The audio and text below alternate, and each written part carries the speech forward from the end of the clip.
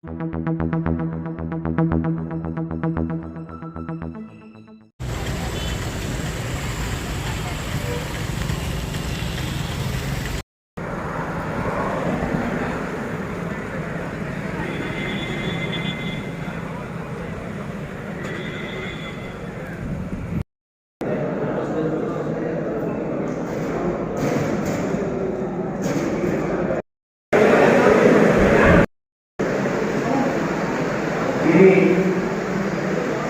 నా యొక్క వ్యక్తిగత సమావేశం. అందుకోసమే ఈ సమావేశానికి ఆత్మీయ సమావేశంగా పేరు పెట్టి మీకందరికీ కూడా తెలియజేయవలసింది. నా యొక్క విన్నపాన్ని కానీ నా యొక్క వాయిస్ మెసేజ్ కూడా కానీ నా మీద అభిమానంతో ఇంత దూరం చేసినటువంటి నా శ్రేయోగానికి అందరికీ కూడా పేరు పేరు నమస్కారం చేసుకుంటున్నాను. అదేవిధంగా నా పిలుపు మేరకు నా ముందర ఉన్నటువంటి పత్రికా విలేకరులైతేనేమి, ప్రింట్ మీడియా అయితేనేమి, ఎలక్ట్రానిక్ మీడియా అయితేనేమి, లోకల్ ఛానల్ అయితేనేమి, అందరికీ కూడా పేరు పేరున స్వాగతం తెలుపుతూ నా నమస్కారాలు తెలియజేసుకుంటున్నాను.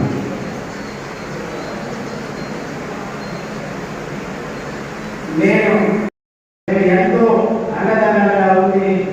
ఇక్కడ తెలుగుదేశం అధికారంలో తీసుకున్నటువంటి శాసనసభ్యులు గెలవడానికి ఎంతో కృషి చేసినానని మరోసారి తెలియజేస్తున్నాను. అటువంటి పరిస్థితుల్లో నేను టికెట్ ఆశించడంలో తప్పు లేదని మనం చేసుకుంటున్నాను. ఆ పరిస్థితుల్లో ఈ విభజన అంటే ఈ ఇన్విటేషన్లో ఏం జరిగిందంటే మన పెద్దపల్లి మండలం బలమే రావడం కలుపుకోవడం జరిగింది. పెద్దపల్లి మండలం బలమే రావడం ఎప్పుడు జరిగిందో అక్కడ పెద్దపల్లి వాస్తవమైనటువంటి జనవారికి వాస్తవమైనటువంటి రామకృష్ణారెడ్డి గారు కానీ అమర్నాథ్ రెడ్డి గారు కానీ పువ్వులో ప్రాతినిధ్యం వహిస్తూ ఉంటే నేను పువ్వులో పోటీ చేసి మా పాలన కావాలని చెప్పేసి కూర్చున్నాను. ఈ విషయాలంతా కూడా చంద్రబాబు నాయుడు గారికి తెలియజేశారు. అప్పట్లో చంద్రబాబు నాయుడు గారు నన్ను మా తమ్ముడిని హైదరాబాద్లో అడిగి తెప్పించారు. కానీ ఇప్పుడు నాకు ఒక అర్థం జరిగింది అన్నారు. ఏమన్నారంటే చంద్రబాబు నాయుడు గారిని అన్నానే పిలుస్తాను, సారని కానీ ఇంకేం కానీ నేను పిలవను. ఎందుకంటే చంద్రబాబు నాయుడు గారు నాకంత పరిచయస్తులు, ఎవరు ఉన్నా పరిచయస్తులు అంటే రామేపూడి రామకృష్ణారెడ్డి గారు ఎవరన్నా నాకు పరిచయస్తులు కూడా, అది కూడా చెప్తా ఉన్నా.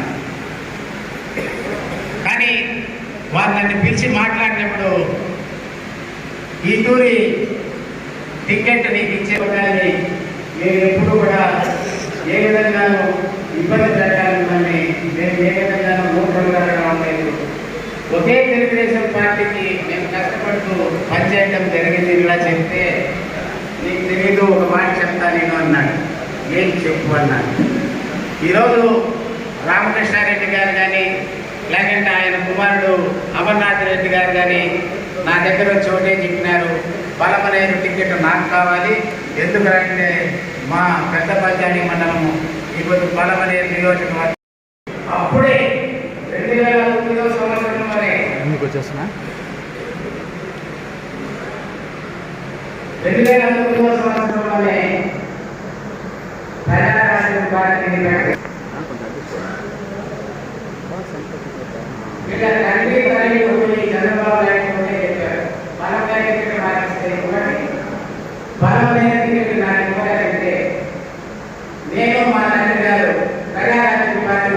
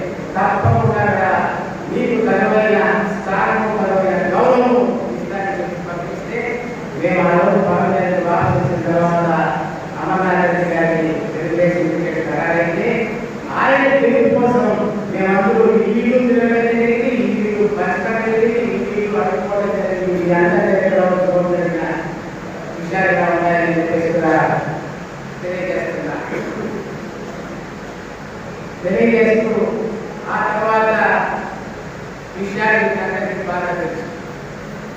ఆయన 2009 సంవత్సరంలో శాసనసభ్యుగా ఎన్నికైన తర్వాత తెలుగుదేశం పార్టీ మరొకటి ప్రతిపక్షానికి అధికారం లేని రాలేదు.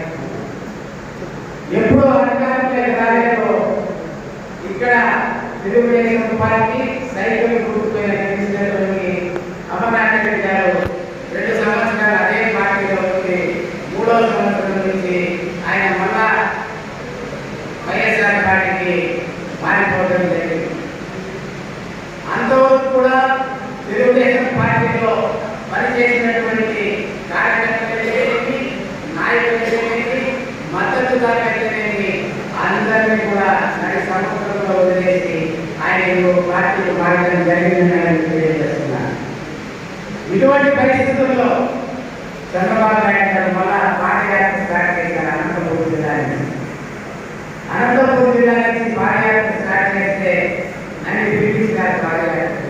ఆ రోజు ఈ నియోజకవర్గంలో తెలుగుదేశం పార్టీకి ఎదురైన పరిస్థితుల్లో మేము మా తమ్ముడు నేను అన్ని మండలాలకు ఒక బస్సు, బలమైన 2 బస్సులు చేసుకొని 6 బస్సులతో చంద్రబాబు నాయుడు గారు ఎక్కడ పాదయాత్ర స్టార్ట్ చేశారో అక్కడికి తెలుగుదేశం మద్దతుదారుని నేను తీసుకుపోయి మేమంతా నీకు తోడున్నా చేసి మేమందరూ కూడా తెలియజేసి రావడం జరిగింది. ఆ వచ్చిన దాంట్లో ఇక్కడ వచ్చిన వాళ్ళు కూడా చాలా మంది ఉన్నారు. అనంతపురం వచ్చిన వాడు వచ్చిన వాడు చాలా మందిగా రావడం జరిగింది. ఇదంతా కూడా ఆ రోజు మద్దతు జరిగింది. ఆ తర్వాత అదేవిధంగా తెలుగుదేశం పార్టీలో నుంచి వైఎస్ఆర్ పార్టీకి వెళ్ళిపోయినటువంటి ఎన్నో ప్రజలు తెలియజేస్తున్నాం, ఎన్నో కార్యక్రమాలు చేశాం. అయినా కూడా నేను అతి తక్కువ మెజారిటీతో అంటే 2886 ఓట్లతో నేను పరాజయం పొందినట్టు తెలియజేశాను. కానీ నేను బాధపడలే. నేను ఓడిపోయినానని బాధపడలేదు. నేను ఆర్థికంగా దెబ్బతిన్నానని చెప్పి నేను బాధపడలేదు. కానీ నా అదృష్టం ఇంతే. కానీ నేను ఈ కులంలో ఉండి వైశ్య కులంలో ఉండి అతనితో పోటీ చేసి నేను అతి తక్కువ భాషలో ఓడిపోయినానంటే నిజంగా నాకు గెలిపారనుకుంటున్నాను. కానీ ఇన్ఛార్జిగా చంద్రబాబు నాయుడు గారు నాకు అవకాశం ఇచ్చారు. నేను అంతకుముందే నా సొంత బిల్డింగ్లో నేను సొంత ఆఫీస్ పెట్టుకొని ప్రజల్ని ఎప్పటికప్పుడు పిలిపించుకుంటూ ఎప్పటికప్పుడు వాళ్ళని అవకాశాన్ని కల్పిస్తూ ఏ మీటింగ్ కానీ ఏ కార్యక్రమం కానీ కార్యకర్తలు ముందర నిలబెట్టుకొని నేను చేయడం జరగతా వచ్చింది. అదేవిధంగా నేను ఇన్ఛార్జిగా ఉండేటప్పుడు ఏ చెరువులు తవ్వకాలు కానీ ఏ కాలువలు కట్టాలనే ఏ పూడిక తీయాలనే ఏ పని ప్రభుత్వం నుంచి మనకు బలమైన నియోజకవర్గంలో వచ్చిందో ఆ ప్రతి ఒక్క పనులు కూడా క్లారిటీగా ట్రాన్స్పరెంట్ గా ముందర పెట్టుకొని కార్యకర్తలను పెట్టుకొని మీ ఊరికి కనెక్షన్ మీరు ఎవరు చేస్తారు కార్యక్రమం, మీ ఊళ్ళో ఎంతమంది చేస్తారు, ఎంతమంది కార్యకర్తలు ఆ రోజు కష్టపడ్డారు వాళ్ళు పని చేసుకోండి. ఇదే విధంగా క్లారిటీగా ఇచ్చాను. నేను ఒక అధికారి ఒక ఊరికి కానీ కార్యకర్తలు చేసుకోలేదు. ఎందుకంటే దేవుడు నాకు ఏ విధంగా సహాయం చేస్తాడు, దేవుడు ఉన్నాడనే నమ్మకంతో దేవుడు నమ్మకంతో నేను పనిచేసే ఇదే విధంగా జరగతా పోతా ఉంటే మీకు తెలుసు ఈ ఎన్నికలకు ముందే కూడా సర్పంచ్ ఎలక్షన్లు, ఎంపీటీసీ ఎలక్షన్లు, ఎంపీటీసీ ఎలక్షన్లు, సింగిల్ విండో ఎలక్షన్స్ రావడం జరిగింది.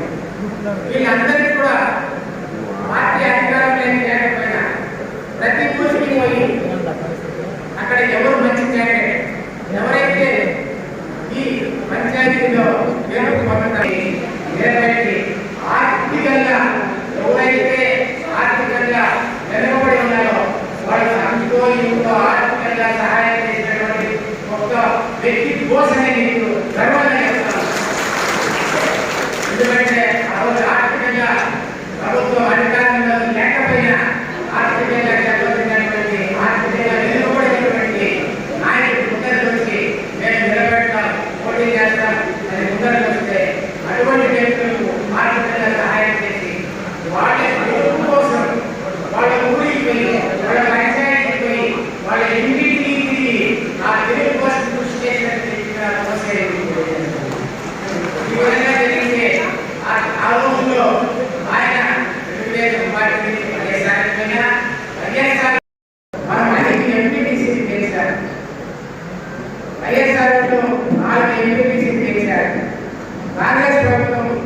ఎంపీని మన 6, వైఎస్ఆర్ 4, కాంగ్రెస్ 5 ఎంపీటీసీలు కానీ పోటీ చేస్తే ఏ విధంగానైనా ఇక్కడ ఎంపీపీ తెలుగుదేశం మనమనుకుంటే అక్కడ కాంగ్రెస్ తో ఆలోచించబడి ఈ వైఎస్ఆర్ పార్టీ వాళ్ళు కాంగ్రెస్ పార్టీ వాళ్ళు పెద్దపల్లి ఎంపీటీసీ పోటీ 6 సీట్లు వచ్చినటువంటి ఎంపీటీసీ సభ్యులు తెలుగుదేశం వాళ్ళు ఏక పంపించిన ఘటనలని తెలియజేస్తున్నారు.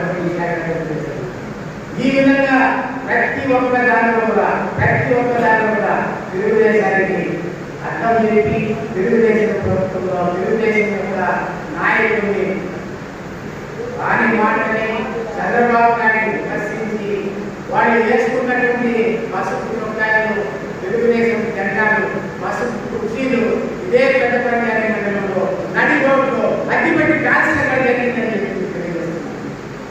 ఎవరైనా పెద్దపల్లి అనే మండలంలో వాళ్ళు చెప్పచ్చు, ఇదే చెప్తున్నారు. ఈ విధంగా తెలుగుదేశం పార్టీ వాళ్ళే తెలుగుదేశం పార్టీ వాళ్ళు ఎంత చేసి అంత చేసి వాళ్ళే సరే సరే ఆ తర్వాత తెలుగుదేశం పార్టీలో ఆయన ఎమ్మెల్యే అయినారు. ఎమ్మెల్యే అయిన తర్వాత 2.5 సంవత్సరం ఆయన ఆలోచన 2.5 సంవత్సరం అయిన తర్వాత ఇది ఎన్నికల పార్టీ ఆ పార్టీ అధికారం లేదు. ఆ పార్టీలో ఈ అధికారం కానీ ఈ పార్టీలో మళ్ళీ అధికారం లేదు. కానీ అధికారంలో పార్టీ చూసుకుంటే బాగుంటుంది కదా ఉద్దేశంతో అధికారం ఉన్నటువంటి తెలుగుదేశం పార్టీలో ఆయన మళ్ళా జాయిన్ కావచ్చు. ఈ మారిన పార్టీ కానీ వదిలిన పార్టీ కానీ మళ్ళా వచ్చిన పార్టీలో కానీ ఎక్కడా ఆయన పదవికి రాజీనామా చేయాలి. పదవికి రాజీనామా చేసి మళ్ళా చేస్తే నేను కరెక్టే. ఎందుకంటే నేను తెలుగుదేశం పార్టీలో గెలిచిన తెలుగుదేశం పార్టీకి రాజీనామా చేస్తా, మళ్ళా వైఎస్ఆర్ అంటే నేను ఒప్పుకోవాల్సింది. వైఎస్ఆర్ పార్టీలో గెలిచిన వైఎస్ఆర్ పార్టీకి రాజీనామా చేస్తా, మళ్ళా నేను తెలుగుదేశం పార్టీలో గెలిస్తానంటే మద్దతు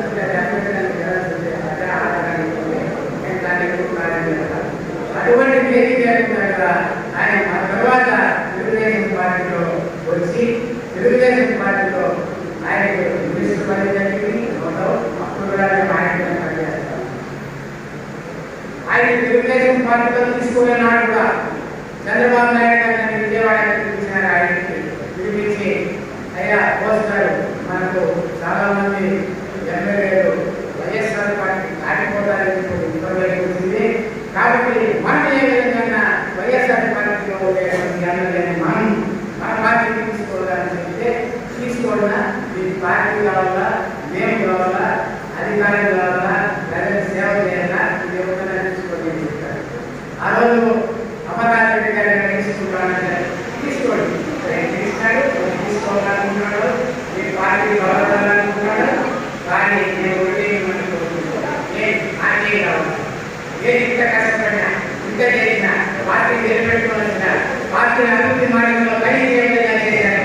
కానీ నా పరిస్థితి నువ్వు ఏ గౌరవం అయితే మీరు తీసుకుని వచ్చే ఎమ్మెల్యే కానీ మీరు తీసుకుని వచ్చే పార్టీ అభ్యర్థులు పెట్టారు, అదే గౌరవం నాకు కావాలా. అప్పుడే నాకు ప్రజల గౌరవం ఉంటుంది, దానికి గౌరవం ఉంటుంది. నీకు ఆ గౌరవానికి చెప్పి ఆ రోజు నాకు హామీ ఇవ్వడం జరిగింది. ఆ హామీ ఇచ్చిన తర్వాత నేను కూడా అతన్ని పార్టీలో ఇన్వైట్ చేయడం జరిగింది.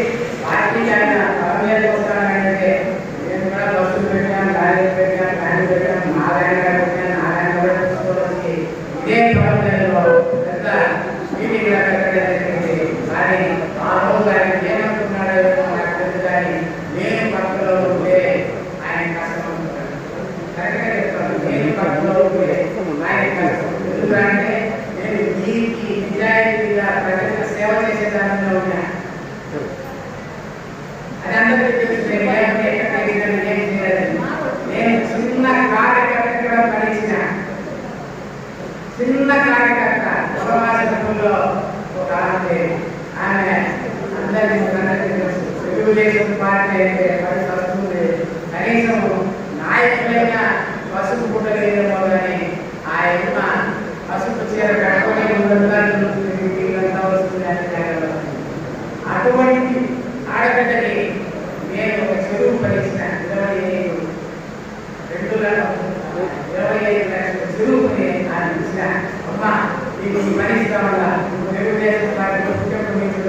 తెలుగుదేశం పార్టీకే కష్టపడ్డావు. నీ ముద్ద తెలుగుదేశం, నీ జాతి తెలుగుదేశం, నీ మనసు తెలుగుదేశం. నువ్వు తీసుకోవాలి కానీ ఈ పని నువ్వు చేసుకో. నీకు వచ్చే డబ్బులతో నువ్వు బాగుపడదు. అటువంటి మనిషి ఇటువంటి నన్ను ఏ విధంగా అయినా సరే తెలుగుదేశం పార్టీకి నన్ను దూరంగా పెట్టాలనే ముఖ్య ఉద్దేశంతో ఆ రోజు ఇక్కడ అతను అన్ని విధాలుగా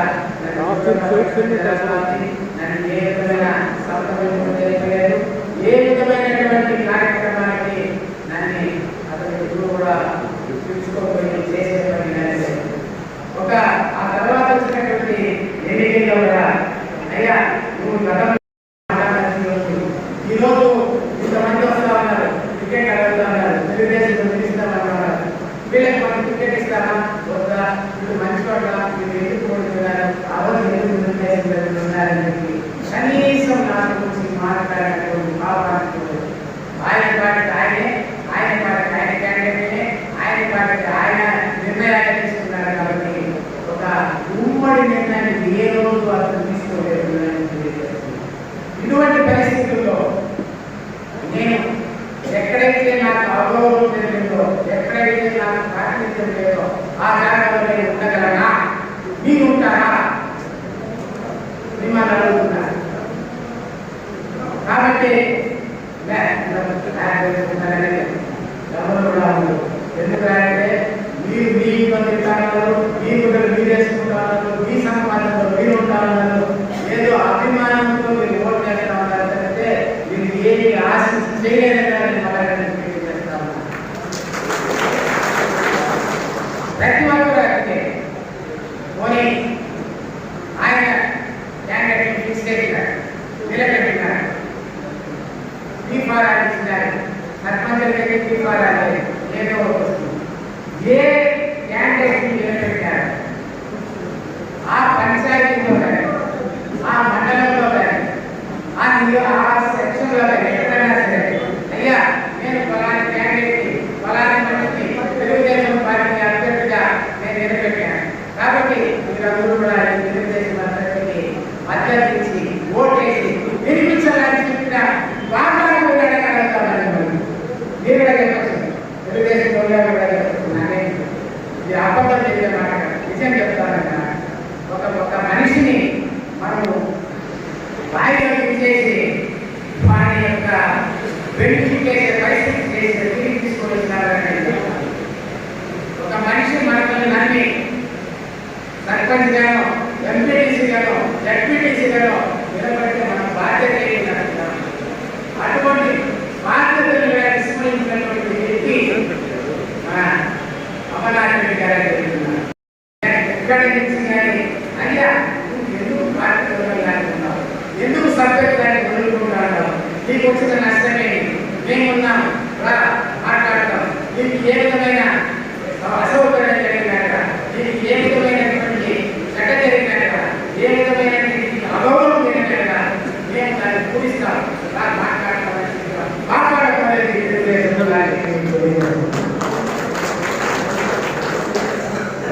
ఇటువంటి పరిస్థితుల్లో నన్ను ఏ విధంగా తెలుగుదేశం పార్టీలో కొనసాగమంటారని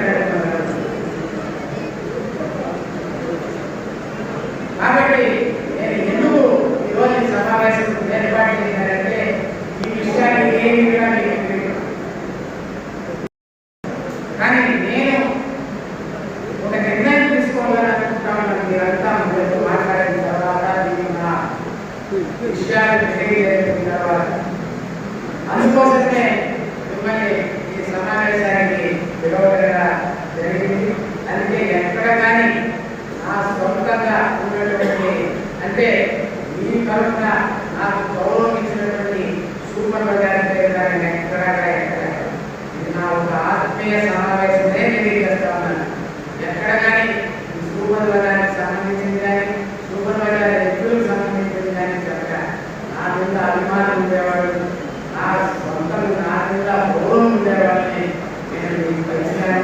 మీరు వచ్చినారు, ఇచ్చినారు, నాకు చాలా సంతోషంగా ఉంది. ఇంతవరకు కూడా నేను చెప్పినటువంటి పార్టీ కూడా మీరు జీవితానికి తీసుకోవడానికి చాలా సంతోషం.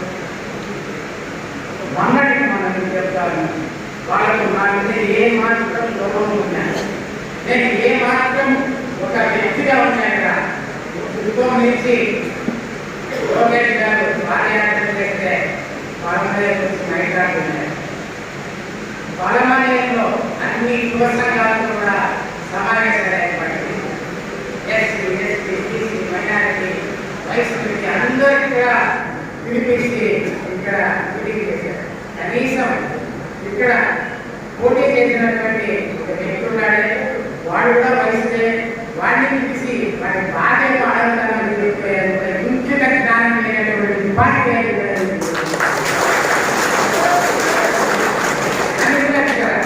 ఏంటి బాధ.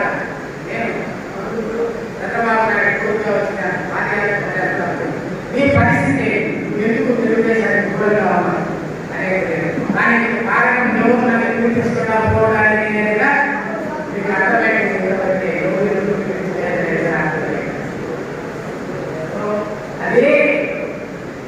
అదే లోకేష్ గారు నా గురించి ఈ కోటలో ఎన్నికల ప్రచారంలో బోస్ అనేటువంటి మత్సరైనటువంటి వ్యక్తి అతన్ని నిరూపించి అసెంబ్లీ లోకేష్ గారు మొన్న ఇదే పవన్లో అమర్నాథ్ రెడ్డి గారు పులి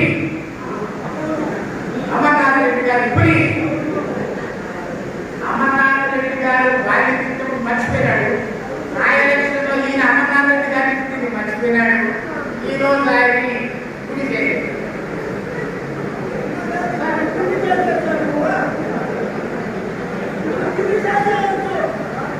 కాబట్టి ఇటువంటి పరిస్థితుల్లో నన్ను ఏ విధంగా కలగమంటారు?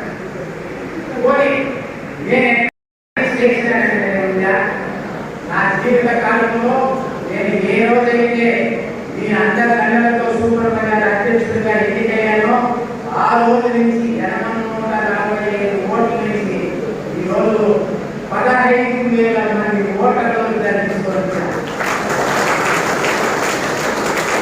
ఆ రోజుల్లో లక్షల వ్యాపారం జరగాలని ఈరోజు 16 కోట్ల వ్యాపారాన్ని తీసుకొచ్చారు. ఈరోజు దాని మీద ఒక్క నయా పైసా అప్పు లేకుండా దాని ఈరోజు ఈ ఆధారంతో నేను జరిపించుకుంటూ పోతా ఉన్నా.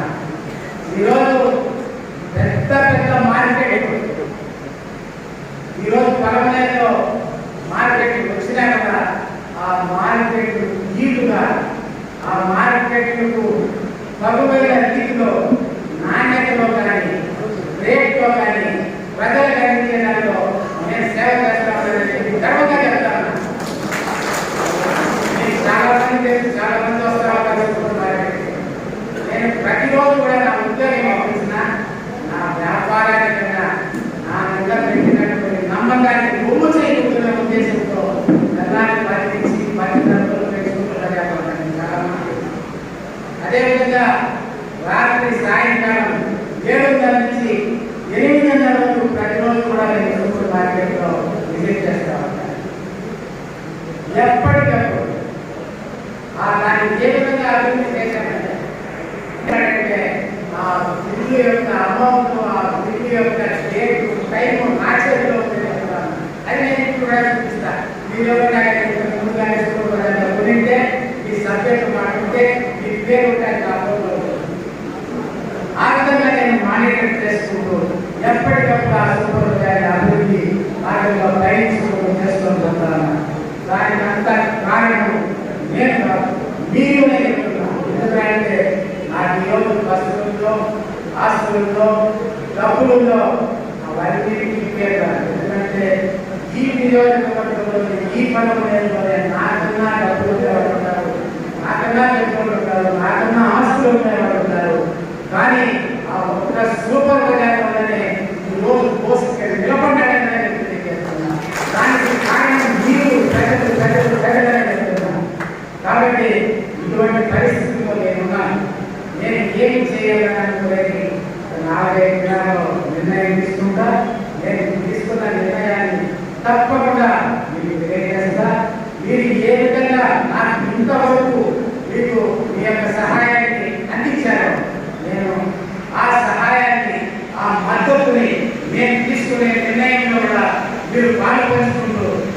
చేరువలో వాళ్ళ ఉంటూ నా అభిమానులుగా నన్ను గౌరవిస్తారని చెప్పేసి నేను తీసుకునే నిర్ణయాన్ని ఏకీభవిస్తారని చెప్పేసి కూడా నిర్ణయం చేసుకుంటూ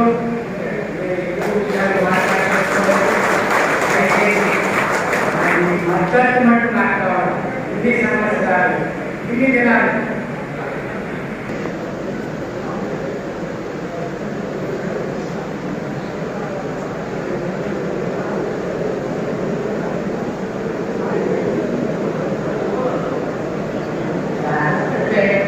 వస్తాను. ఏనాడు తక్కువ విన్నారో పార్టీలు మారినా పార్టీలు వదిలేసిన పార్టీలో పోయిన కార్యకర్తలు ఏం చేసినామన్నారు అది కార్యకర్తలే తెలుసు. ఆయన ఏం చేశాడు ఏం చేయలేదు అందరికీ బాగా తెలుసు. ఏమంటే ఆయన అధికారంలో తెలుగుదేశంలో వచ్చిన తర్వాత ఆయన పిలిచిన తర్వాత ఎన్ని కార్యక్రమాలు ఎన్ని కాంట్రాక్ట్ ఎవరు ఇచ్చినారో తెలుసు, ఎవరు చేశారో తెలుసు. నా భూమిలోనే నాకు పెద్ద పంచాయతీలో 75 ఎకరాల భూమి మామిడి తోటలు. ఆ 75 ఎకరాల భూమిలో కూడా కట్టేయాలంటే ఎవరు పని చేశారు, ఎవరు తీసుకున్నారు, ఎవరికి సంబంధించుకోవాలి. ఈ విధంగా ఎన్నో విధాలుగా ఎన్నో విధంగా చేయడం జరిగిందని తెలియజేసుకుంటూ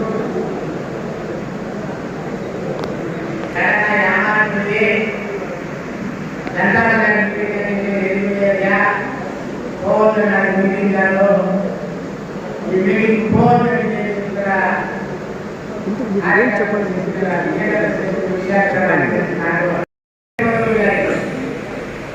అన్ని ప్రతి ఒక్కరి వైఎస్ఆర్సీపీ మద్దతు దానికి ఇవ్వలేదు, వాళ్ళ కార్యకర్తలకు వాళ్ళకి ఇవ్వలేదు.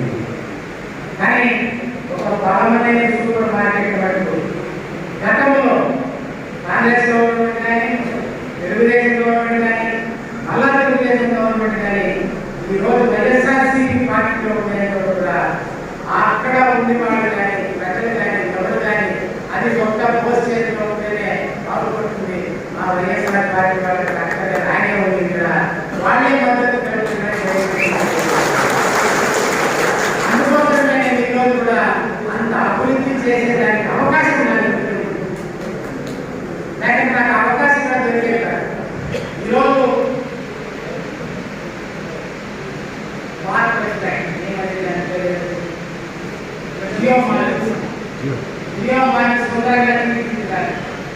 అప్పట్లో మసూర్ బజారు ఒక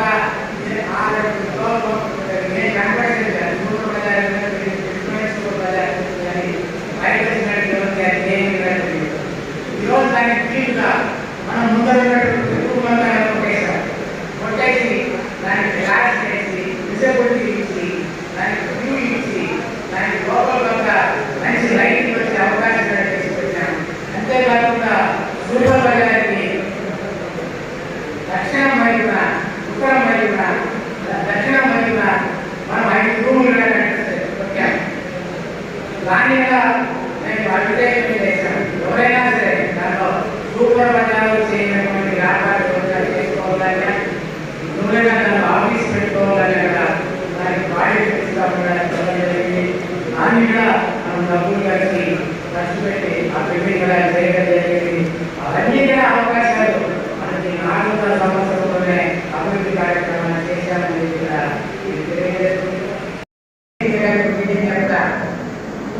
ఇదే అమర్నాథ్ గారు ఇండస్ట్రీ మినిస్టర్గా ఉన్నారు. అంటే ఇండస్ట్రీ మినిస్టర్ అంటే మీకు తెలుసు, అంటే ఫ్యాక్టరీస్ కానీ నేను ఆయన వెనకాల మినిస్టర్గా ఉండేటప్పుడు 3 మార్లు విజయవాడకి పోయినాను. అమర్నాథ్ రెడ్డి గారు నేను వ్యాపారం చేస్తున్నాను, బస్ స్టాండ్ లో నాకు జాగా లేదు, బస్సులో చూసుకునేదానికి అయ్యలేదు. నాకు ఆ ఇండస్ట్రీ ఎస్టేట్ లో ఏదో జాగా ఇంటి వచ్చింది అనుకున్నా. ఆయన ఇండస్ట్రీ మినిస్టర్గా ఉన్నటువంటి కాలము నన్ను ఏమార్చినాడే తప్పితే నాకు జాగా ఆ విషయంగానే నేను మీరన్నా నాకు జాగా ఇవ్వకుండా వ్యాపారం చేస్తున్నారని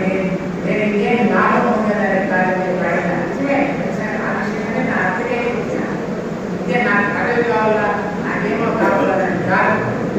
అదేవిధంగా మా వయసు చేరి ఆ కొండ మీద ఒక సత్రం కట్టాలా, ఏ విధంగా తిరుమల కొండ మీద మాకు జాగ్రత్త వయసు విద్యార్థి సత్రం కట్టి వాళ్ళ భూములు కట్టాలని చెప్తే నేను అందరి వయసు ఎందుకంటే నేను వయసు వయసు అక్కడ ఫోటోలు తీస్తే ఆ ఫోటోలు ఈయన అప్లోడ్ చేసి అన్ని కోట్లుగా చూపించాను. అంటే నేను ఏ రోజు నచ్చినానో నేను పోగొట్టాను. ఆయన పార్టీ మారినప్పుడు ఎవరిని ఎక్కడ తెలిసినాడో నీకు అందరికీ తెలిసిన విషయం. నేను పోగొట్టు ఆయన సొంత ఆటలు పెట్టాడు కదా పోవద్దు నమ్మకం అంటే నమ్మకంలో ఏం చేశానా, పార్టీకి నమ్మకంలో చేశానా, ప్రజలకు నమ్మకంలో చేశానా, ఓటు చేసినటువంటి వాళ్ళకి నమ్మకంలో చేశానా, నేనంటే పోగొట్టాను. నేను ఎప్పుడు పోగొట్టు కాదు. లేకపోతే పదవి పదవి రాని పదవి ఆశించి కానీ ఏమీ చేయకపోతే నా గోలంతా సూపర్ నా గోలంతా వీరే.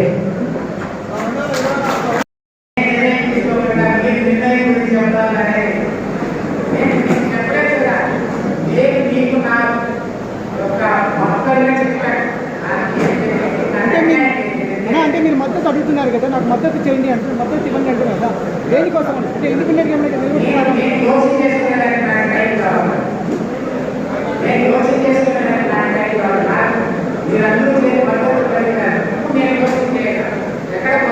ఎక్కడ కూర్చుంటాం, ఎక్కడ కూర్చుంటే ఎక్కడ నాకు సీల్ దొరికితే ఆ సీల్ నుంచి ఎక్కడ మీకు సేవ చేస్తారు దానికోసం కలుసుకోవాలి. ఆ అవకాశం కోసం నాకు అవకాశం తప్పకుండా నేను మంచి నిర్ణయం తీసుకుంటా.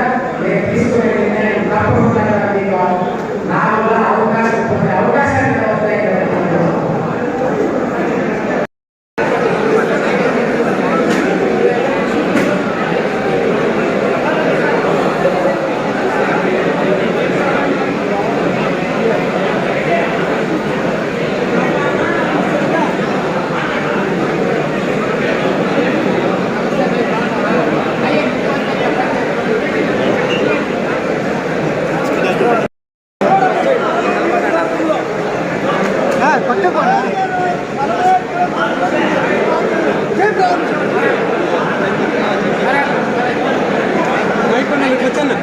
అయిపోయిన వచ్చేయండి మీరే సార్.